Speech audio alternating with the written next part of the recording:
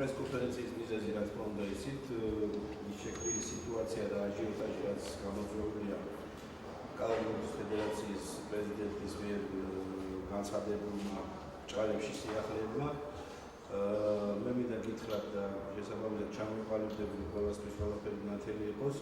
პირველ რიგში ეს არის ტყუილების კასკადი, რომელიც წარმოვიდება ტალახი სამინისტროს მიმართულებით და ეს არის ადვილი ფორმა, რა თქმა უნდა, იმ შემთხვევაში, როცა ადამიანს დააბრალვის, რასაც იცნობს გააკეთოს.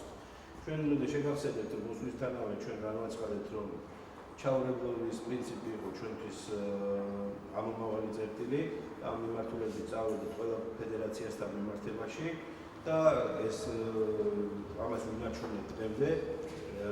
რაც შეეხება კალათბურთის ფედერაციასთან ურთიერთობას, მე გუშინდელი მოსმენილი დაზებით გავიგე ის, რომ ჯერ თურმე ყველაფერი კარგად არის და ის რა განცხადებებიც მან გააკეთა მე გულისხმობ პრეზიდენტმა იმასთან დაკავშირებით, რომ ფედერაცია ყველა შეფერხება არ ქონია არაფერთან მიმართებაში და მას შემდეგ გააკეთა ის განცხადება, რომ თურმე მე ვლობირებ კონკრეტულ პიროვნებებს და ასე შემდეგ. რომელია სიმართლე მე მინდა თქვენ გითხოთ, მაგრამ ერთ რამეს ვიტყვი, ეს არის აბსურდული ბრალდებები, რომელიც არის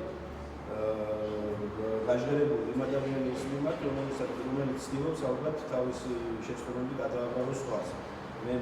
მეც ვერაფერს ვერ გეტყვით ამ მიმართულებით ზალ თუ არ პასუხები გავცეთ ყველა იმ კითხვაზე. პირველ რიგში იმ აბსურდულ კითხვებზე, რომ თითქოს მე ჩავერიე და ბოლო განცხადება რაც მომუსმინე, ეს არის ის განცხადება თითქოს მე ჰაერში ვხსნი მსმენელებს და თუ ლევან კიფიანის აქვს ის ბერკეტი, რომ ჰაერში ცვლიდეს, ან რომელიმე ჩვენ თანამშრომლებს ჰაერში ცვლიდეს ხელმძღვანელებს ან მსმენელებს, ეს რა თქმა უნდა ჩვენ ალბათ ვართ რაღაც წარმოუდგენელი მონსტრები, ან კიდე ყოვლის შემძლეები. რა თქმა უნდა ეს სპურილია, მე სარკაზმით იმიტომ ვაპარაკობ, რომ ეს განცხადებები უბრალოდ არა არგუმენტირებულია და მე მოვითხოვ ყველა წარმოთქმულ ბრალდებაზე წარმოადგინოთ პირდაპირი დასაბუთება, საბუთებით. ეს არის ჩემი პირადი ინტერესი, ამაში აუცილებლად ჩავდრები და ბოლომდე მიყვები, თუ საათ ვისთან ვილაპარაკე, ვინ მოხსენი, ვინ არის ჩემი კლასელი, ვინ არის ჩემი ნათესავი, რომელიც ამ მიმართულებით მუშაობს. ყველა ეს თემა მე მინდა იყოს ნათელი და ყველა ბრალდებაზე მე მინდა გასცეს პასუხი იმ ადამიანებმა, ერთად გასცეს პასუხი რიგში დაეწყონ და წარმოუდგინონ საზოგადოებას. რაც შეეხება ურთიერთობას, მე ურთიერთობა იმაზე დიდი ხნის მაქვს ლიპარდელიანთან, რაც სხვა ადამიანებთან მის მიერ წარმოთქმულთან და მე ვფიქრობ ის ურთიერთობა, რომელიც მე მინდა დავაყარო სპორტულ საზოგადოებაში და იყოს სამართლიანობა ყოველთვის, ეს პოლიტიკა გაგრძელდება მუდამ და ვერავინ ვერ შეეცდება ტყუილებით და რა მანქანებითაც არ უნდა ჩაერიონ ეს პიროვნებები, ეს გააქრაწყო. მე შემიძლია ეს გითხრათ, სხვა კითხვებს მე მზად ვარ უპასუხო აბსოლუტურად ღიად და ყველანაირი მოკიბულების გარეშე, იმიტომ რომ წარმოუდგენელია ის ბრალდება შენ ადამიანს დააბრალ ქუდი რატო არ გახურავს და ასე შემდეგ. ეს არის არასერიოზული და მე მინდა მივმართო კიდევაც და მე ჩემი მხარდაჭერა კალათბურთელებს ყოველთვის ჰქონდათ. მე მათ შევხვდი გამგზავრების წინ, იმის შემდეგ ნაკრები გაემგზავრა შეკრებებზე და უბრალოდ ვერ მოხერხდა გუნდთან შეხვედრა და ის რომ ჩვენ არ ვაპირებთ წასვლა, ესეც ტყუილია, იმიტომ რომ ჩვენ ქონდა დაგეგმილი მეორე წრეში გასვლის შემთხვევაში ჩვენი დელეგაცია უნდა გამგზავრებულიყო, მე არ ვიცი წავიდოდი თუ არა, იმიტომ რომ მოგეხსენებათ მარტო კალათბურთი არ შედის ჩვენს პასუხისმგებლობაში, ამიტომ ესეც ტყუილია. კიდევ იმას გავიმეორებ, რომ მე ძალიან კარგი ურთიერთობა მაქვს კალათბურთელებთან და მე არ მინდა რა თქმა უნდა ეს თემა გადავიდეს სპორტსმენებზე, იმიტომ რომ სპორტსმენების მიმართ განწყობა და ჩემს მიერ მათთან დგომა და გონზე დგომა ეს კარგად იციან თითოეულმა ნაკრებში ყოფნა სპორტსმენები. ასე რომ მე არ დავკონკრეტდები კიდე ბევრ საკითხზე, რომელიც ალბათ კაცების გაზარჩევია და არა იმ ადამიანებს, რომელსაც ენაზე ძვალი არ აქვს. ზართვა გიპასუხა.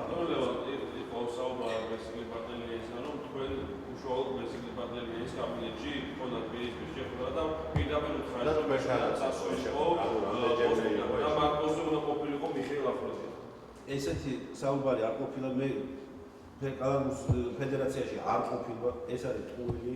კიდევ ერთხელ ვიძახი, არანაირი ვერც ერთ დღეს, ვერც ერთ ადგილს, ვერც ერთ გამოცემას უფრო ვერ დამისახელეთ, სადაც მე რომელიმე კარტიდაც ვმობირებ. აქ არ არის არც მიშა-ახვლედიანზე ლაპარაკი და რესპუბლიკის პარტიაზე.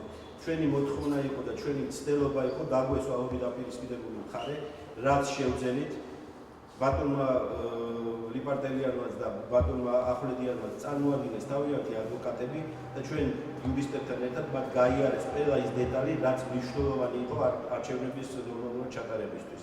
ამიტომ ის ბრალდებები კიდევ ერთხელ ვიძახი, არის თითიდან გამოწეული რბილად რომ ვთქვათ და ამას აკეთებს ადამიანი, რომელიც იკავებს მაღალ პოსტს და არის პრეზიდენტი მეტად პოპულარული სპორტის სახელმწიფოს.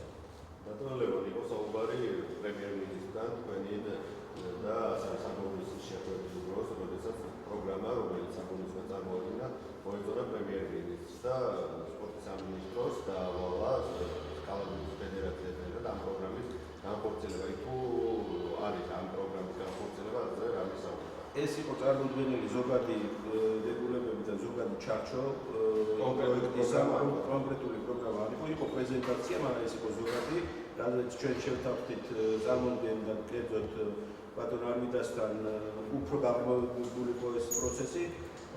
ეს პროცესი რა თქმა უნდა უნდა გააღწევოს კალათბურთის ფედერაციამ და არც სპორტის სამინისტროს. ჩვენ ყოველთვის ვიქნებით ხარდამჭერი პროექტებისა, რომელსაც ახორციელებს კონკრეტული ფედერაცია. ამის დასტურია ის დაფინანსება, რომელსაც ჩვენ ვაძლევთ კალათბურთის ფედერაციას და რაზეც აღნიშნა თავად პრეზიდენტმა, რომ არც ერთ შეკრებას, არც ერთ ფინანსურ დანახარს პრობლემა არ შექმნია კალათბურთის ფედერაციაში. ანუ რაშია საქმე, კიდევ ერთხელ გამეორდები. თქვენ გააქვთ ეს კითხვა, მე არა მაქვს მაგალითად. პასუხი გაეცეს ყველა კითხვას. ყველა ის ადამიანი იქნეს წარმოდგენილი,